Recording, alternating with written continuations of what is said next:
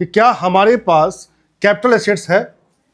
अगर हमारे पास capital assets है तो फर्दर ये चेक करो कि क्या उस कैपिटल एसेट्स को हमने ट्रांसफ़र किया। जवाब आया हाँ, ट्रांसफ़र किया। फिर चेक करो कि क्या हम उसको ट्रांसफ़र प्रीवियस ईयर में कर रहे हैं। अगर हमने उसको ट्रांसफ़र प्रीवियस ईयर में किया तो फर्दर हमें ये चेक करना है कि क्या उसके बदले मेरे पास पैसा आया या नहीं आया। अगर मेरे पास पैसा आया तो ये डिसाइड करेंगे कि ये जो पैसा आया ये लॉन्ग टर्म कैपिटल गेन बन के आया या शॉर्ट टर्म कैपिटल गेन बन के आया। ये कैसे डिसाइड होगा? ये डिसाइड करने के लिए सबसे पहले हमें ये देखना है कि जो कैपिटल एसेट्स मैंने सोल्ड किया है, ट्रांसफ़र किया है, उसकी होल्डिंग पावर क्या थी। उसके लिए मैंने आपको पिछले क्लास में एक डायग्राम दिया था और मैंने ये कहा था कि अगर हमारे पास कोई इक्विटी शेयर या सिक्योरिटी लिस्टेड है, क्या है बेटा? लिस्टेड है, और उसको हमने होल्ड किया है more than 12 month, more than 12 months, तो वहां पे कौन सा कैपिटल गेन आएगा? Long term capital gain. अगर हमारे पास लैंड और बिल्डिंग है, क्या बेटा? लैंड एंड बिल्डिंग, उसको अगर हमने होल्ड किया 24 मंथ से ऊपर तो क्या बनेगा? Long term capital.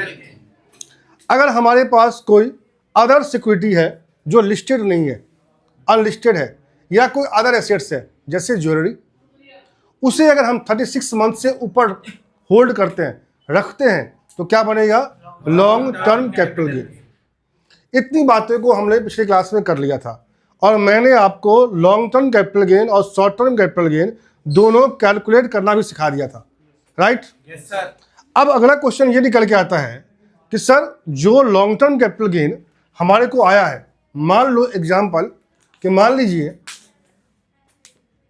कि आपका लॉन्ग टर्म कैपिटल गेन आया 8 लाख और आप चाहते हैं कि इस 8 लाख पे मैं टैक्स ना दूं, तो क्या सर इसके लिए कोई प्रोविजन इनकम टैक्स एक्ट में है? तो जवाब है यस। जवाब क्या बेटा? यस। इसको हम लोग बोलते हैं इंट्रा हेड डिडक्शन। क्या बोलते हैं बेटा?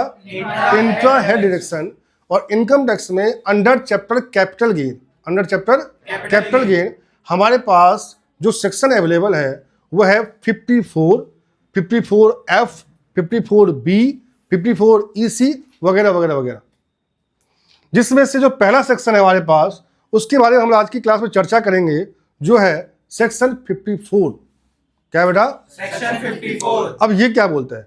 सेक्शन 54 ये कहता है कि अगर तुमने कोई रेसिडेंशियल हाउस, अगर तुमने कोई रेसिडेंशियल हाउस बेचा है, उस रेसिडेंशियल हाउस को बेच के अगर तुम्हें लॉन्ग टर्म कैपिटल गेन हुआ, क्या हुआ बेटा? Long term capital gain.